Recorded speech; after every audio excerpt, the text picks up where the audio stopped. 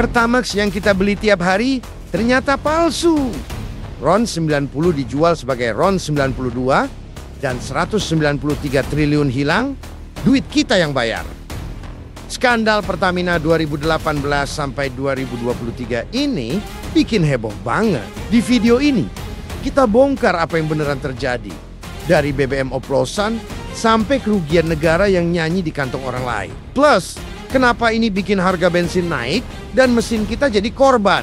Jadi, simak sampai akhir. Kalau motor atau mobil kalian pernah ngerasa pelan meskipun pakai Pertamax, mungkin ini alasannya.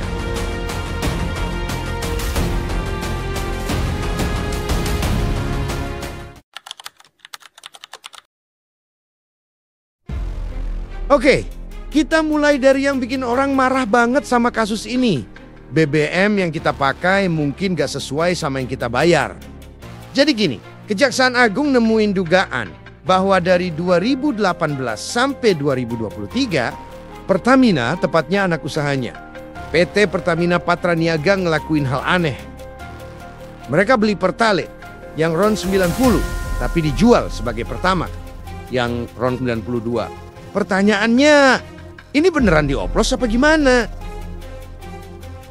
Bayangin, Pertalite itu lebih murah, tapi mereka beli dengan harga pertama, overpayment gitu. Terus dicampur di depo Merak biar jadi RON 92. Yang bikin heran, ini seharusnya tugas kilang, bukan unit pemasaran kayak Patra Niaga. Jadi, selama 5 tahun terakhir, apa yang masuk ke tangki kita mungkin bukan Pertamax beneran. Kalau RON-nya lebih rendah, mesin kendaraan bisa ngalami knocking atau performanya drop. Dan yang parah, kualitas BBM buruk bikin emisi lebih kotor. Lingkungan juga kena. Pertamina bilang semua diawasi ketat sama BPH Migas. Tapi Kejagung udah tetepin 7 tersangka. Jadi ini serius banget.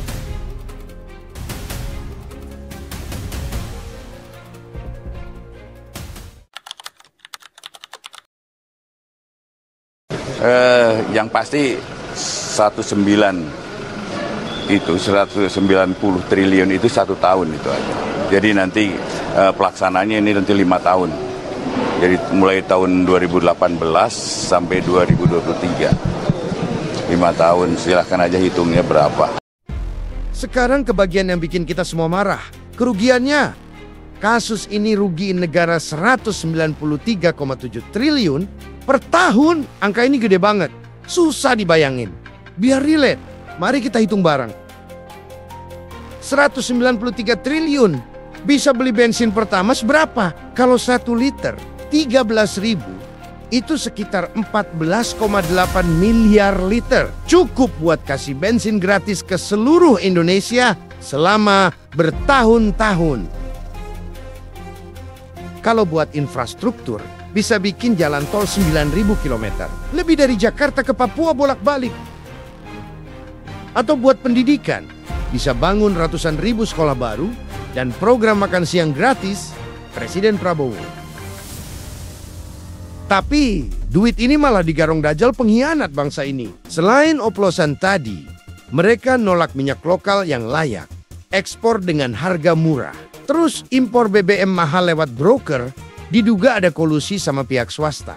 Duitnya ngalir kemana? Ya ke dompet para koruptor ini. Yang miris, kerugian ini nambah beban subsidi BBM. Dan subsidi itu dari mana? Dari APBN alias duit kita, dari pajak, dari harga BBM yang naik. Jadi, kita yang bayar mahal buat kesalahan ini. Kurang bejat apa lagi coba? Menurut kalian, 193 triliun kalau nggak dikorupsi, seharusnya dipakai buat apa? Tulis ide kalian di bawah.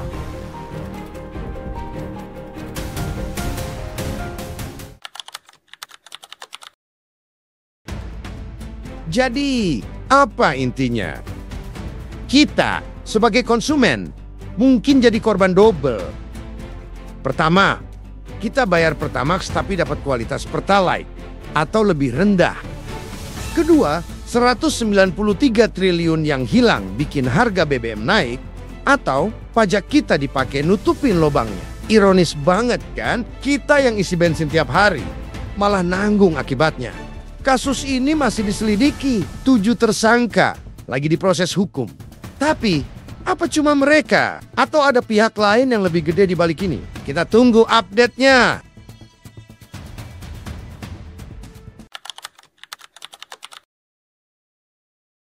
Saudara-saudara sekalian, kita harus menghadapi kenyataan bahwa masih terlalu banyak kebocoran, penyelewengan, korupsi di negara kita. Ini adalah yang membahayakan masa depan kita dan masa depan anak-anak kita dan cucu-cucu kita. Kita harus berani mengakui terlalu banyak kebocoran-kebocoran dari anggaran kita, penyimpangan-penyimpangan, kolusi di antara para pejabat politik, pejabat pemerintah di semua tingkatan dengan pengusaha-pengusaha yang nakal, pengusaha-pengusaha yang tidak patriotik. Di tengah skandal ini ada secercah harapan. Presiden Prabowo Subianto yang dilantik 20 Oktober tahun 2024 dari awal udah janji bakal perang sama korupsi. Waktu kampanye dia bilang, korupsi adalah musuh rakyat dan kita harus habisin dari akarnya. Pas pidato pelantikan, dia tegas lagi. Saya akan pastikan hukum ditegakkan dan rakyat enggak lagi jadi korban. Nah, kasus Pertamina ini jadi ujian pertama buat janji itu. Dan sepertinya pemerintah mulai gerak cepat. Tanggal 24 Februari tahun 2025, Kejaksaan Agung tetapkan 7 tersangka, termasuk Direktur Utama PT Pertamina Patraniaga, Rifa Siahaan. 2 hari kemudian, tanggal 26 Februari tahun 2025, Prabowo kasih pernyataan singkat. Ini lagi diurus semua. Kami akan bersihkan. Gak ada ampun buat koruptor. Kantor Ditjen Migas Kementerian ESDM digeledah. Dokumen disita. Sinyal kuat bahwa kasus yang udah bertahun-tahun tersembunyi antara 2018 sampai 2023 akhirnya kebongkar di era baru ini.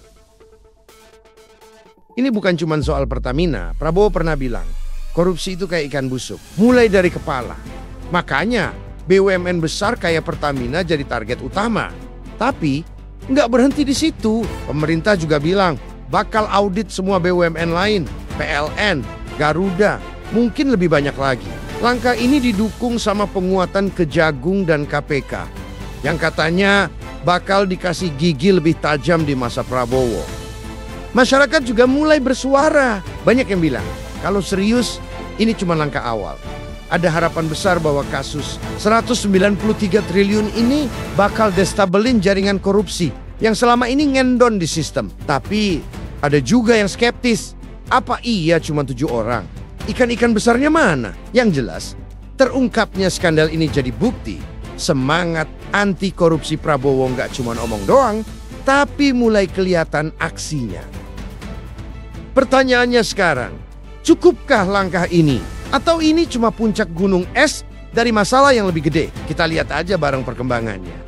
Tulis di kolom komentar, menurut kalian, langkah Prabowo ini cukup buat bersihin korupsi? Atau masih ada ikan besar yang harus ditangkap? Saudara-saudara sekalian, ada pepatah yang mengatakan, kalau ikan menjadi busuk, busuknya mulai dari kepala.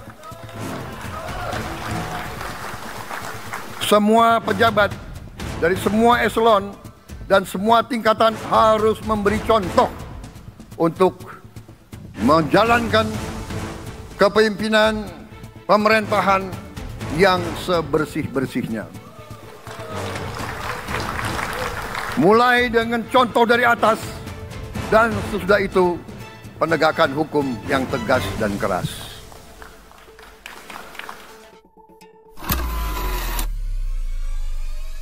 Itu tadi cerita skandal Pertamina dan komitmen anti korupsi Prabowo.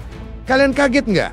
Aku sih iya banget. Kalau mau update kasus ini, subscribe dan nyalain lonceng. Tulis pendapat kalian di kolom komentar.